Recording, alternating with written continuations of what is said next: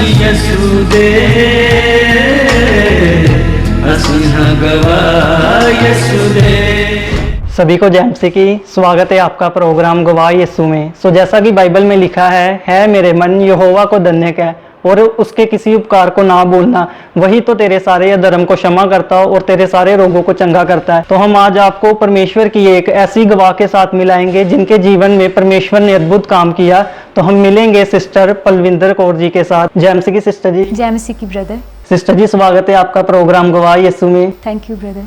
Sister जी हम चाहते हैं कि आप दर्शकों को थोड़ा अपने बारे में बताएं कि आपका पूरा नाम क्या है और आप क्या करते हैं। मेरी तरफ से सभी को जय मसीह की। मैं परमेश्वर का बहुत बहुत धन्यवाद करती हूँ कि आज मुझे मौका मिला अपनी गवाही शेयर करने के लिए। मेरा नाम पलविंदर कौर है और मैं जट सिख परिवार से हूँ और मैं परमेश्वर के बारे में कुछ नहीं जानती थी, लेकिन परमेश्वर ने अपना वचन मेरे पास भेजा और मैंने परमेश्वर को जाना और मेरे जीवन में चेंज आया। तो सिस्टर जी हम जानना चाहते हैं कि प्रभु यीशु मसीह को जब आपने नहीं जाना था तब आपकी लाइफ कैसी थी। मैं परमेश्वर को जानती नहीं थी तो मैं बहुत गुम सी हुई थी इस दुनिया में। मुझे दूसरों की वैलिडेशन चाहिए होती थी। मैं हमेशा सोचती थी कि दूसरों का ओपिनियन मेरे लिए ज़्यादा मैटर करता है और मैं किसी की भी बात को दिल पर बहुत जल्दी लगा लेती थी। और जैसे मैं परमेश्वर को नहीं जानती थी, मैं अलग अलग जगहों पर जाके माथे टेकती थी। इवन मेरे घर में एक जगह बनाकर रखी हुई थी हमने, तो हम उस जगह को ही पूजते थे। और परमेश्वर को ना जानने की वजह से एक कमी थी मेरी जिंदगी में। मेरे दिल में एक जैसे खाली जगह थी। मैं नहीं जानती थी कि वो परमेश्वर के लिए है वो जगह। तो सिस्टर जी हम जानना चाहते हैं फिर प्रभु यीशु मसीह के बारे में आपको कैसे पता चला। तो ब्रदर मतलब परमेश्वर को जानने से पहले मैं काफ़ी एक इंटेलिजेंट स्टूडेंट थी। स्कूल में भी मैं हमेशा टॉपर रही। उसके बाद भी जैसे मैंने आईएलटीएस की और मेरे 7 बैंड्स आ गए, तो मेरा प्लान तो यही था कि मैं फ़ॉरेन चले जाऊँगी। अक्सर पंजाबी फैमिलीज़ में यही होता है कि बच्चा बड़ा हो गया, आईएलटीएस करा के उसे बाहर भेज दो। तो मुझे यही था कि मैं फ़ॉरेन चले जाऊँ। तो मैंने आईएलटीएस की, मेरे 7 बैंड्स आ गए। तो पहले मेरा डिसीजन था कि मैं इंग्लैंड में जाऊंगी, जैसे यूके में जाऊंगी, मेरा परिवार वहाँ पे है। तो लेकिन जो यूके में टेस्ट होता था ना, मेडिकल टेस्ट, उसमें आपको पता होगा कि एचआईवी टेस्ट नहीं होता। वो बाकी बीमारियों का टेस्ट कर लेते हैं, एचआईवी टेस्ट नहीं करते। और मैं नहीं जानती थी कि मुझे एचआईवी थी उस टाइम। लेकिन परमेश्वर ने मेरे मन में डाला कि मुझे वहाँ नहीं जाना। तो मैंने अचानक से फैसला किया कि मुझे कनाडा जाना है। तो जब मैंने कनाडा के लिए अप्लाई किया तो मेरा मेडिकल हुआ। तो जब मुझे थोड़े दिन बाद फ़ोन आया, वो कह रहे हैं कि तुम्हारे ब्लड में ना कोई प्रॉब्लम आई है, इन्फेक्शन, कि तुम दोबारा से विज़िट करो। तो मैं गई जब, तो मैंने ब्लड सैंपल दिया। काफ़ी टाइम तक उन्होंने मुझसे ये बात रिवील नहीं की थी कि मुझे ये प्रॉब्लम है। तो थोड़े टाइम बाद मतलब मुझे लगा कि शायद कुछ नॉर्मल इन्फेक्शन होगी, ये तो पॉसिबल ही नहीं है, ऐसी बीमारी के बारे में कोई सोच भी नहीं सकता है ना। तो मैंने ऐसे ही सोचा कि यूं ही बुला रहे हैं मुझे, तो मैं चले गई टेस्ट देने के लिए, सैंपल देने के लिए। तो जब मैंने सैंपल दिया तो एक बार बुलाया उन्होंने, फिर दूसरी बार बुलाया, तीसरी बार बुलाया मुझे। तो जब मैं गई तो मुझे पता चला, फिर मुझे विज़िट करने के लिए बुलाया गया। तो मुझे पता चला, डॉक्टर मेरे सामने ऐसे बस यूं ही बैठे, उन्होंने मुझे कहा कि आपके ब्लड में ना एचआईवी डिटेक्ट हुआ है। तो मैं बहुत शॉक रह गई, क्योंकि असल में ये बीमारी का नाम मैंने पहले सुना था। मैं जानती थी मेरे नाना नानी इसी बीमारी की वजह से उनकी डेथ हुई थी। तो एक डर आ गया मेरे मन में, उसी वक्त मेरे मन में डर आ गया कि शायद अब मैं मर जाऊंगी, क्योंकि शैतान सबसे पहले डर के साथ काम करता है। पहले हमारे मन में डर डालता है शैतान। तो मेरे मन में एक डर आ गया कि अब शायद मैं भी मर जाऊंगी। तो मुझे पहले तो समझ नहीं आ रहा था मैं अपने परिवार को कैसे बताऊं। मैंने इतने बड़े बड़े सपने देखे थे, मैं फ़ॉरेन चले जाऊंगी, लाइफ सेटल कर लूंगी। तो फिर मैंने अपने मदर को, मेरे मदर भी साथ में गए थे, तो मैंने डॉक्टर ने जब मुझे बताया तब तो मैं वहाँ रोने लग गई। तो डॉक्टर ने मुझे कहा तुम अपने परिवार के साथ शेयर करना चाहती हो? तो मैंने कहा हाँ ऑफ कोर्स मैं शेयर करना चाहती हूँ, क्योंकि मुझे ट्रीटमेंट भी तो आखिरकार लेना है ना। तो बस मैंने अपनी मदर को बुलाया, तो वो भी बहुत दुखी हो गए। उन्होंने अपने मॉम डैड को इसी बीमारी की वजह से खो दिया था और उनकी बेटी को भी आगे से वही बीमारी निकली, तो उनके दिल पर बहुत मतलब ठेस पहुंची इस चीज़ से। तो वो भी रोने लग गए। डॉक्टर ने हमें कहा कोई बात नहीं, तुम मतलब जिंदगी पर तुम्हें मेडिसिन खानी पड़ेगी, तुम और कुछ कर नहीं सकती, तुम मतलब ये बीमारी लाइलाज है, इसका कोई हल नहीं है, तुम्हें जिंदगी पर भर इसके साथ मेडिसिन खा के गुजारा करना पड़ेगा। बाकी कह रहे थे कि तुम भगवान का नाम लो, जिस भी भगवान को तुम मानती हो। तब मैं परमेश्वर को नहीं जानती थी, मतलब इतना करीबी से नहीं जानती थी जैसे मैंने आपको बताया। तो मैंने कहा ठीक है। बस ऐसे ही रोते रोते मैं हॉस्पिटल से बाहर निकली। मुझे कुछ समझ नहीं आ रहा था, ऐसा लग रहा था जैसे एक दिन में मेरी ज़िंदगी ख़त्म हो चुकी है। मैं फिर दोबारा से फिर भी मुझे हुआ कि नहीं ऐसा नहीं हो सकता। मैं बिल्कुल डिनायल में थी कि नहीं ऐसा हो ही नहीं सकता, ऐसी बीमारी कैसे हो सकती है मुझे, कोई डॉक्टर्स ने गलती कर दी होगी, ये पैसे चाहते हैं शायद मुझसे। तो फिर मैं दूसरे हॉस्पिटल में गई, वहाँ पे मैंने सैंपल दिया, 1 घंटा वेट किया कि अभी मेरा टेस्ट की रिपोर्ट आएगी, मुझे पता चल जाएगा मुझे कोई बीमारी नहीं है। लेकिन टेस्ट में फिर मुझे पता चला कि कंफर्म हो गया कि ये बीमारी थी। तो उसके बाद फिर मैं दोबारा से, फिर भी मतलब मैं कंप्लीट डिनायल में थी, मैं मानना ही नहीं चाहती थी मुझे ये बीमारी है। तो फिर मैं दोबारा से जब अपनी मदर के साथ वापस घर पे गई तो दोबारा से टेस्ट करवाने गई, और जहाँ पे टेस्ट करवाने गई, कई बार शैतान भी इंसानों को यूज़ करता है हमारे खिलाफ कोई बात करने के लिए। तो जहाँ पे मैं टेस्ट कराने के लिए गई, वहाँ लेबोरेटरी में जो भैया थे वो बहुत नेगेटिवली मुझसे बात करने लग गए कि तुम्हें ये बीमारी है, तुम कुछ नहीं ज़िंदगी में कर पाओगी, तुम फॉरेन भी नहीं जा पाओगी, इसका कोई हल नहीं है। मैंने बहुत लड़कियां देखी हैं जिन्हें ये प्रॉब्लम होती है, उनका कोई फ्यूचर नहीं है। तो मैं और टूट गई। तो मैंने अपनी सारी फैमिली को, बाकी चाचा चाची, मेरे फादर को, ब्रदर को, सबको पता चला कि इसे ये प्रॉब्लम है। तो मैं बिल्कुल टूट गई थी उस टाइम। तो मुझे कुछ समझ नहीं आ रहा था। लेकिन उसके बाद मैंने परमेश्वर को जाना, तो तब भी मुझे कोई उम्मीद नहीं थी कि मैं बिल्कुल ठीक हो जाऊंगी। मुझे यही लगता था कि जैसे बाकी भगवान है ना, बस एक हौसला सा हो जाएगा मुझे, मैं भगवान को मानती हूँ। बट ये नहीं था कि ये जीवित परमेश्वर है, ये मुझे कंप्लीटली चंगा कर सकते हैं, पूर्ण रूप से चंगा कर सकते हैं, मैं ये नहीं जानती थी। इस बीमारी का पता चलने से पहले ना, मेडिकल से पहले, मुझे एक सपना आया था। तो उसमें था कि एक डॉक्टर थे मेरे सामने बैठे हुए, जस्ट एग्जैक्टली यही चीज़ मेरे साथ असल में भी हुई। उसके बाद एक डॉक्टर थे, वो मुझे ना एक रिपोर्ट दिखा रहे थे, कह रहे थे कि ये ना तुम्हारे अंदर एक बीमारी है, मतलब ये बीमारी को अगर तुम ठीक नहीं करोगी तुम मर जाओगी। मतलब तब भी मुझे एक फीलिंग सी आ गई थी कि शायद कुछ तो गड़बड़ है। तो मैंने अपने परिवार के साथ भी शेयर किया कि मुझे ऐसा सपना आया था।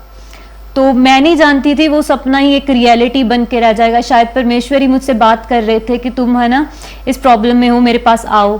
तो मैं जब अपने परिवार को फिर मैंने बताया, और मेरे परिवार ने भी जैसे विश्वास नहीं किया, मुझे एक फीलिंग आ गई थी कि कुछ तो गड़बड़ है मेरी हेल्थ में। मुझे सिम्टम्स अक्सर फील होते थे, सिम्टम्स भी बहुत बुरे होते थे। मतलब फिर बाद में मुझे जैसे पता चल गया इस बीमारी के बाद में, बीमारी के बारे में बाद में मुझे पता चल गया जब, तो मेरे फ्रेंड सर्कल में एक फ्रेंड था, तो उसके परिवार ने और उसने मुझे इनकरेज किया। एक्चुअली जब हम मेडिकल के लिए गए थे तो वही हमारे साथ गए थे, तो परमेश्वर का ही प्लान था, उन्होंने उसको हमारे साथ भेजा। तो उसने हमें परमेश्वर के बारे में बताया। एक हौसला सा तो मुझे मिल गया, लेकिन मुझे कोई उम्मीद नहीं थी कि मैं ठीक हो पाऊंगी। मुझे कोई उम्मीद थी नहीं, मुझे लगता था बस यूं ही है, बस जा ही जाओ, जितने देर जीने को मिलता है जीऊंगी, बाद में मर जाऊंगी, यही सोच थी तब मेरी। मैंने ही परमेश्वर को करीब से नहीं जाना था तब। तो बस यही यूं ही हुआ। तो उन्होंने मुझे चर्च के बारे में बताया, तो मैं यहाँ बहराम शरिश्ता में चर्च आना स्टार्ट किया मैंने, दी ओपन डोर चर्च, और मैंने वचन को पढ़ना स्टार्ट किया। मुझे यहाँ में भी बहुत इंकरेजमेंट मिली। मुझे चर्च के लोगों से, जैसे जिसे HIV एड्स की बीमारी होती है, उसे समाज में बहुत अलग नज़र से देखा जाता है, उसे समाज में रिस्पेक्ट नहीं मिलती। लेकिन चर्च में कुछ अलग था। चर्च में मुझसे सभी प्यार करते थे। यहाँ पास्टर जी ने, अंकल जी ने मुझे बहुत प्यार किया, यहाँ सबसे मुझे प्यार ही मिला। तो मैंने जाना कि परमेश्वर के लोग थोड़े अलग हैं इस दुनिया से, बहुत प्यार करते हैं लोगों को। मेरे साथ कोई डिस्क्रिमिनेशन नहीं हुआ, मुझे बहुत इनकरेजमेंट मिली। फिर मैंने वचन को जानना अच्छी तरह से शुरू किया, मैंने वचन पढ़ना शुरू किया, मैंने प्रेयर करनी स्टार्ट की। मेरे परिवार की तरफ से भी मुझे थोड़ी डिस्करेजमेंट मिलती थी। मुझे मतलब यही कहते थे कि ऐसे थोड़ी हो सकता है कोई ऐसे ठीक हो जाए, क्योंकि एक नॉर्मल इंसान के लिए ये बिलीव करना बहुत मुश्किल है। क्योंकि ज्ञान, कई बार जो ज्ञान है ना वो हमें अंधा कर देता है, कई बार ज़्यादा ज्ञान होना। तो मुझे भी मतलब नॉलेज काफ़ी थी, तो मुझे था कि ऐसा कैसे हो सकता है, मैं सिर्फ एक बुक पढ़ रही हूँ, एक होली बुक पढ़ रही हूँ, उसके पढ़ने से मैं ठीक कैसे हो सकती हूँ। तो मुझे एक डाउट था, वो डाउट काफ़ी टाइम मेरे मन में रहा। तो मैं बस यूं ही चलती रही परमेश्वर के साथ। मैंने ठान लिया था कि चलो जो भी हो जाए, मैं नहीं जानती। तो मैं इस धार्मिक शास्त्र को पढ़ रही हूँ, मैं बाइबल को पढ़ रही हूँ, बाकी मुझे नहीं पता, मैं बस परमेश्वर के साथ चलना शुरू कर दिया है मैंने। अब मेरी ज़िंदगी जहाँ तक भी चलेगी चलेगी, मैं इस परमेश्वर की हूँ। मैंने बस अपना लिया था परमेश्वर को, मैं जान चुकी थी थोड़े टाइम बाद। तो मैंने अगस्त में बैप्टिज्म लिया और अपना जीवन परमेश्वर को दिया, 20 अगस्त 2023। तो सब सही चल रहा था। तो बट सिम्टम्स बहुत ज़्यादा थे, मुझे पूरी रात को नींद नहीं आती थी। इवन मेरे फिंगर्स के नकल्स में बहुत ज़्यादा दर्द होती थी, एक छोटे जॉइंट्स में भी मेरे पेन होती थी, मैं खाना नहीं खा पाती थी। मैं थोड़ा सा भी 1-2 बाइट भी लेती थी तो मुझे उल्टी आने को होता था। सिम्टम्स तो बहुत ही अनगिनत थे, मैं गिना भी नहीं सकती। फीवर, हर समय फीवर रहता था। मेडिसिन के बिना, डॉक्टर ने कहा था कि तुम एक भी दिन बिना मेडिसिन के नहीं रह सकती, तुम्हें हर दिन सेम टाइम पे मेडिसिन खानी ही होगी। सारी ज़िंदगी भर जितना टाइम भी तुम जियोगी मेडिसिन के आसरे ही जियोगी, वरना कोई उम्मीद मत रखना कि तुम जी पाओगी। तो जब ऐसा हुआ तो मैं बस यूं ही चलती रही परमेश्वर के साथ और परमेश्वर के वचन को पढ़ती रही। पर मैं कई बातें थी, जब मैं न्यू आता है बच्चा तो एक बच्चे की तरह होता है इंसान, एक परमेश्वर में एक न्यू बर्थ हमारा होता है, एक बच्चे की तरह हम धीरे धीरे ग्रो करते हैं। तो मैंने तब भी बस अपनी ग्रोइंग एज में ही थी, तब मैं इतना ज़्यादा वचन के बारे में नहीं जानती थी, मैं वचन पढ़ती ज़रूर थी। तो ऐसे ही बस मैं परमेश्वर के साथ बस चलती जा रही थी, जो भी होगा मैंने परमेश्वर के आसरे छोड़ दिया था। तो ऐसे ही चलता रहा। तो मैंने एक उम्मीद आ गई थी वैसे मेरे मन में कि अब मैं शायद ठीक हो जाऊंगी। जैसे मैं यूट्यूब पे भी सर्च करती थी, मैं टेस्टिमनीज देखती थी इस बीमारी से कैसे लोग ठीक हुए हैं। मैं ऑनलाइन जैसे चर्च के बारे में, पास्टर बेनी एक ब्रदर हैं, उनके बारे में मैंने देखा था, वो भी बता रहे थे कि कैसे हीलिंग होती है। उनकी मैंने 1-2 मीटिंग अटेंड की तो अचानक से मेरे लिए प्रोफेसी भी हो गई थी, परमेश्वर कह रहे मैं तुझे चंगा करूँगा। तो मैं बहुत हैरान रह गई।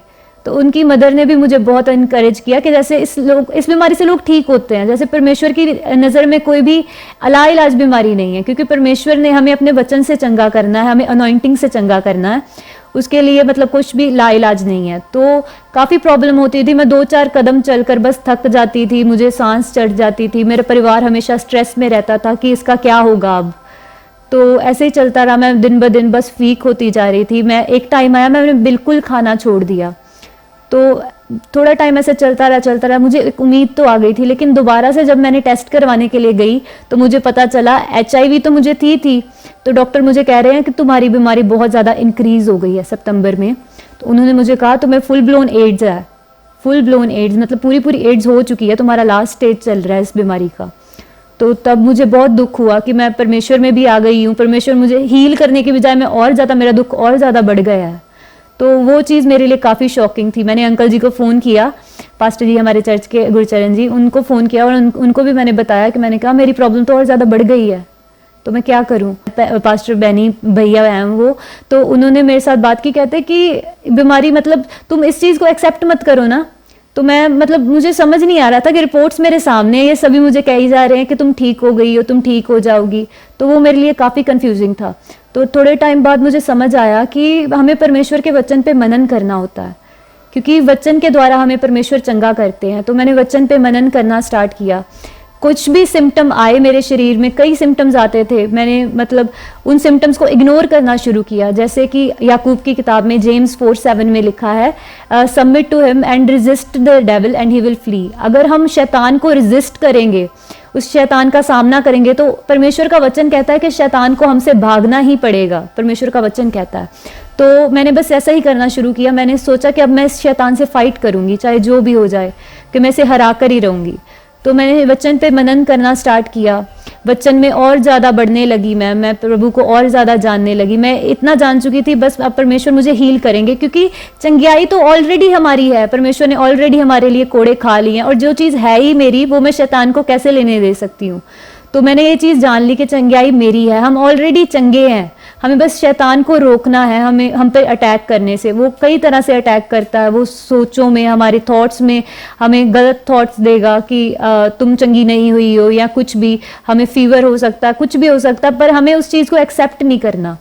तो मैं बस इसी रास्ते चलती रही। मैंने कहा कि मैं एक्सेप्ट नहीं करूँगी कि मुझे कोई प्रॉब्लम है, क्योंकि परमेश्वर के कोड़े खाने से मैं चंगी हो चुकी हूँ।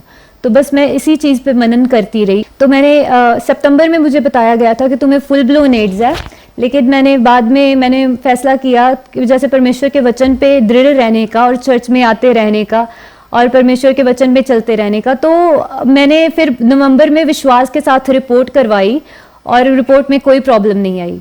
रिपोर्ट मेरी बिल्कुल नॉर्मल आई, मतलब विश्वास के साथ वचन पे बस मैं मनन करती रही, और धीरे धीरे मेरे सिम्टम्स जाने शुरू हो गए, एक एक करके सिम्टम्स। पहले बहुत ज़्यादा, जैसे मैं वचन में शुरू में परमेश्वर में आई थी तो सिम्टम्स बहुत ज़्यादा बढ़ गए थे, लेकिन धीरे धीरे जब मैं दृढ़ रही, जैसे वचन कहता है शैतान को हमसे भागना ही पड़ता है, तो वो धीरे धीरे कर जाने लगे। वो ऑल ऑफ द सडन नहीं हुआ, लेकिन मैं परमेश्वर पे भरोसा रखे रहा। मैंने परमेश्वर पे भरोसा नहीं हटाया, क्योंकि मैं जान चुकी थी कि चंगियाई है ही जब मेरी, तो शैतान कैसे ये छीन सकता है।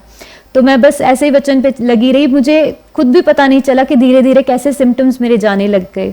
और मैंने दोबारा से कई बाद में भी कई डिस्करेजमेंट्स आई। जैसे एक दो बार मैं खाना खाने लगी, जैसे पहले मुझे नौजिया होता था, एक दो बार वैसे ही हुआ, लेकिन मैं शैतान को डांटा कि नहीं, तुम मेरी ज़िंदगी में दोबारा से एंटर नहीं कर सकते, कि मैं तुम्हें अलाउ नहीं करती कि तुम मेरी ज़िंदगी में एंटर करो। मैं परमेश्वर का वचन बोलती रही, मुँह से लगातार अंगीकार करती रही। तो वो सिम्टम भी बस उस दिन के बाद वो सिम्टम कभी वापस नहीं आया, वो नौजिया कभी आज तक वापस नहीं आया। मैं बिल्कुल नॉर्मल खाना खाती हूँ, बिल्कुल नॉर्मल रहती हूँ।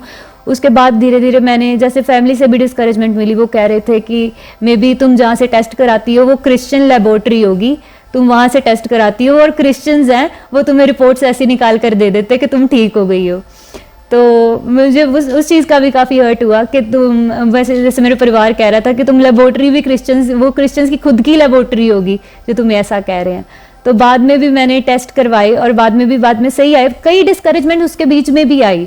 मुझे हमेशा कई लोगों से नेगेटिव बातें सुनने को मिलती थी कि नहीं, ऐसा नहीं हो सकता, कि कोई ठीक ही नहीं हो सकता। इवन हॉस्पिटल से लोग मुझे कहते थे कि हमें 17 साल हो गए हैं इस कुर्सी पे बैठे हुए, कोई इस बीमारी से ठीक नहीं होता, कि तुम कैसी बातें कर रही हो। कई लोग आते हैं हमारे साथ, हम पहाड़ों पे होकर आए हैं, ऐसे उस बाबे के पास गए, ऐसे बाबे के पास गए, कि कोई ठीक नहीं होता, इस बीमारी के साथ ही सब मरते हैं। पर मैंने ठान लिया था कि नहीं, अभी मैं परमेश्वर के वचन पे चल रही हूँ, तो और परमेश्वर पर भरोसा किया है अगर मैंने, तो मेरा भरोसा बस परमेश्वर पे रहेगा। चाहे जो कोई भी कुछ भी कहे, मैं परमेश्वर से पीछे नहीं हटूंगी। मैंने फैसला कर लिया था कि मैं अपना जीवन बस परमेश्वर को दे चुकी हूँ। मैं जो भी हूँ, मैं अपने आप में एक मरी हुई इंसान, जैसे पौलुस कहता है कि मैं अपने आप के लिए मरा हुआ हूँ, मैं परमेश्वर के कामों के लिए बस जिंदा, मैं परमेश्वर के कामों के लिए जीऊँगा। तो मैंने बस फैसला कर लिया था कि मुझे जो भी करना बस परमेश्वर के लिए करना, मेरा जीवन ही परमेश्वर का है। मुझे कोई फ़र्क नहीं पड़ता कि मेरा पहले की लाइफ क्या थी या कुछ मेरे क्या प्लान्स थे।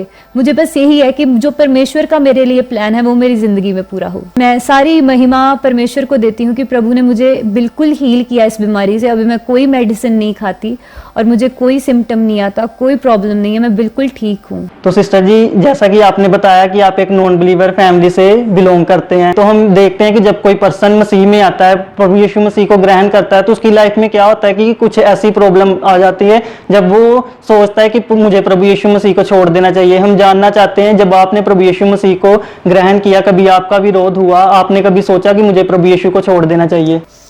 काफ़ी कमज़ोर फेथ होने की वजह से काफ़ी बार शैतान मन में डाउट डालता था कि तुम ठीक नहीं होगी, तुम किस रास्ते पे चली हो। पर मैंने हमेशा से फैसला कर लिया था कि बस जो भी होगा अब मैं परमेश्वर के साथ ही रहूँगी, क्योंकि मुझे मतलब परमेश्वर के साथ एक प्यार हो गया था थोड़े टाइम। जैसे मैं परमेश्वर का वचन पढ़ती थी, परमेश्वर के साथ टाइम स्पेंड करती थी, तो मुझे ये बहुत अच्छा लगने लग गया। तो मुझे था कि बस मैं परमेश्वर के साथ रहूंगी। काफ़ी बार विरोध हुआ। कई मेरे फ्रेंड सर्कल में ऐसे लोग हैं जिन्हें पता चला कि मैं परमेश्वर को मानने लगी हूँ, तो मुझसे दूर हो गए, मुझसे बात नहीं करते। इवन अभी भी मेरे बहुत सारे फ्रेंड्स नहीं हैं, मेरी फैमिली ने भी कई बार मुझे डिस्करेज किया। होती है डिस्करेजमेंट काफ़ी अलग अलग जगहों से, जिनसे हमें एक्सपेक्टेड भी नहीं होता कि ये इंसान मुझे डिस्करेज कर सकता, वो भी डिस्करेज करते हैं ऐसे मोड पे आके। इवन मेरी मदर भी पहले थोड़ा टाइम मेरे साथ चर्च आते रहे, बाद में वो पीछे हट गए। उन्होंने कहा कि अब मैं चर्च नहीं जाऊंगी, कि मेरा विश्वास टूट चुका है। पर मैंने कहा कि नहीं मम्मा, अगर आप नहीं जाओगे पर मैं जाऊंगी। मैं अभी तक भी आती हूँ और मैं हमेशा परमेश्वर के भवन में आती रहूंगी। तो सिस्टर जी, जैसा कि हम देख रहे हैं कि जो क्रिश्चियनिटी है वो पूरे पंजाब में, पूरे इंडिया में, बल्कि पूरे वर्ल्ड में बहुत ताकत के साथ फैल रही है। इस पर कुछ लोग क्या कहते हैं कि ये जो क्रिश्चियन लोग हैं ये पैसे देकर उन लोगों का धर्म परिवर्तन करते हैं। हम जानना चाहते हैं, जब आपको प्रभु यीशु मसीह के बारे में पता चला तो आपको किसी ने पैसे दिए या आपका पैसे देकर किसी ने धर्म परिवर्तन किया है? लोगों की आदत है जज करना। इवन मैं भी जब परमेश्वर में नहीं थी, कहीं ना कहीं मेरे दिमाग में आता था कि ये ऐसे इतने लोग इतनी बड़ी बड़ी गवाहियां कैसे देते हैं, कि ये शायद पैसे ही दिए होंगे इनको। लेकिन जब मैं परमेश्वर में आई, मैंने खुद उस चीज़ को एक्सपीरियंस किया, मैंने खुद परमेश्वर के प्रेम को जाना, तो तब मुझे पता चला कि नहीं, किसी को कोई पैसा नहीं मिलता। इवन मुझे नहीं मिला, किसी को नहीं मिलता, ये बस बातें ही हैं। जैसे लोग जजमेंट करने की आदत है लोगों को, सामाजिक जो दुनिया है वो उसकी आदत है, वो जज करेगी। हम कुछ अच्छा काम करेंगे, जजमेंट हमें तब भी मिलेगी, कुछ बुरा करेंगे तब भी जजमेंट मिलती है। तो मुझे बस ये पता चल गया कि नहीं, किसी को कोई पैसा नहीं दिया जाता, मुझे भी कोई पैसा नहीं दिया गया। परमेश्वर ने मुझे ट्रांसफॉर्म किया, मेरे जीवन को बदला, मेरे धर्म को नहीं बदला। मैं बिल्कुल बदल चुकी हूँ, लेकिन अपने मन से। तो सिस्टर जी, जो लोग अभी हमें देख रहे हैं, हो सकता है कि वो भी दुख परेशानी में हो, उनको भी कुछ ऐसी प्रॉब्लम हो। जो यंग लड़के लड़कियां हमें देख रहे हैं जो अभी भी पाप में हैं, आप उनको क्या मैसेज देना चाहते हैं? मैं सभी को यही मैसेज देना चाहूंगी, इवन स्पेशली यंगस्टर्स को ये मैसेज देना चाहूंगी कि अपनी जवानी परमेश्वर को दे दो, क्योंकि परमेश्वर हमें पूर्ण रूप से बदलते हैं, चंगा करते हैं। अगर कोई बीमार मुझे देख रहा है, मुझे यही कहना चाहती हूँ कि परमेश्वर की निगाह में कोई बीमारी लाइलाज नहीं है, कोई भी ऐसी बीमारी नहीं है जिसका हल नहीं है परमेश्वर के लिए, क्योंकि परमेश्वर ने हमारे लिए कोड़े खाए हैं, परमेश्वर ने हमारे लिए जो दर्द सहा है, हमारे लिए जो मांस परमेश्वर का तोड़ा गया, तो हमें उस चीज़ की कदर करनी चाहिए। क्योंकि परमेश्वर का जो दर्द है, हम नहीं चाहते कि वो फिजूल में जाए। परमेश्वर ने आखिरकार वो हमारे लिए किया है, और जब हम परमेश्वर में आते हैं, हमारी जिनोलॉजी बदल जाती है, हमारा ब्लड बदल जाता है, हम परमेश्वर की ब्लड लाइन में आ जाते हैं। तो एक हिसाब से हम ब्लड लाइन की, जैसे कहते हैं ना कि किसी के साथ खून का रिश्ता है, तो हमारा परमेश्वर के साथ एक खून का रिश्ता बन जाता है, और परमेश्वर हमसे बहुत प्यार करते हैं। मैं सभी को यही कहना चाहूँगी कि अगर परमेश्वर हमसे प्यार करते हैं तो हमारा भी फ़र्ज़ है कि हम परमेश्वर से पूरे दिल से प्यार करें और अपना जीवन परमेश्वर को दें। तो सिस्टर जी, हम आपका धन्यवाद करते हैं, पूरी गवाही यीशु की टीम आपका धन्यवाद करती है कि आपने अपना कीमती समय निकाला और अपनी टेस्टिमनी को हमारे साथ शेयर किया। जय मसीह की brother, thank you so much. तो अभी आपने सिस्टर पलविंदर कौर जी की टेस्टिमनी को सुना, तो इन्होंने बताया कि परमेश्वर ने कैसे इनको HIV/AIDS से हील किया। सो जैसा कि बाइबल में लिखा है जवान अपनी जवानी के दिनों में अपने परमेश्वर को स्मरण कर, तो ये सिस्टर ने जैसे कि अपनी जवानी के दिनों में परमेश्वर को स्मरण किया, तो इनको परमेश्वर ने हीलिंग दी, इनको ब्लेस किया। तो मेरा विश्वास है इस टेस्टिमनी को सुनने के बाद परमेश्वर आपके जीवनों को भी ब्लेस करेगा। सभी को जय मसीह की। अगर आप परमेश्वर के कामों को आगे बढ़ाने के लिए इस सेवकाई में अपना योगदान देना चाहते हैं, तो आप इस QR कोड को स्कैन करके गूगल पे के द्वारा अपने दान भेज सकते हैं। अगर आप विदेश से अपने दान भेजकर परमेश्वर के कामों को बढ़ाना चाहते हैं, तो आप इस बैंक डिटेल्स का इस्तेमाल करके अपने दान भेज सकते हैं। परमेश्वर आपको आशीष दे। तो मेरे प्रिय भाई बहनों, अभी आपने एक बहुत बड़ी अद्भुत गवाही को सुना। तो मेरा विश्वास है परमेश्वर इस गवाही के द्वारा आपके जीवनों में 100 गुना फलों को लेकर आएगा। आप इस टेस्टिमनी को अपने दोस्तों के साथ, फैमिली मेंबर्स के साथ शेयर ज़रूर करें, ताकि वो भी जान सके कि परमेश्वर कैसे लोगों के जीवन में काम कर रहा है। मेरा विश्वास है परमेश्वर इस गवाही को सुनने के बाद आपके जीवनों को सेम नहीं रहने देगा। आप हमारे चैनल गवाही यीशु को सब्सक्राइब कर लें, ताकि आने वाले दिनों में आप परमेश्वर की और गवाहों के साथ मिल सके। अगर आप भी अपनी टेस्टिमनी हमारे साथ शेयर करना चाहते हैं, तो नीचे आपको एक ईमेल ID दिखाई दे रही होगी, आप उस ईमेल पर अपनी डिटेल शेयर कर दें, हम आपके साथ कांटेक्ट ज़रूर करेंगे। मेरा विश्वास है परमेश्वर आपके जीवनों को सेम नहीं रहने देगा। God bless you all. सभी को जय मसीह की। यीशु दे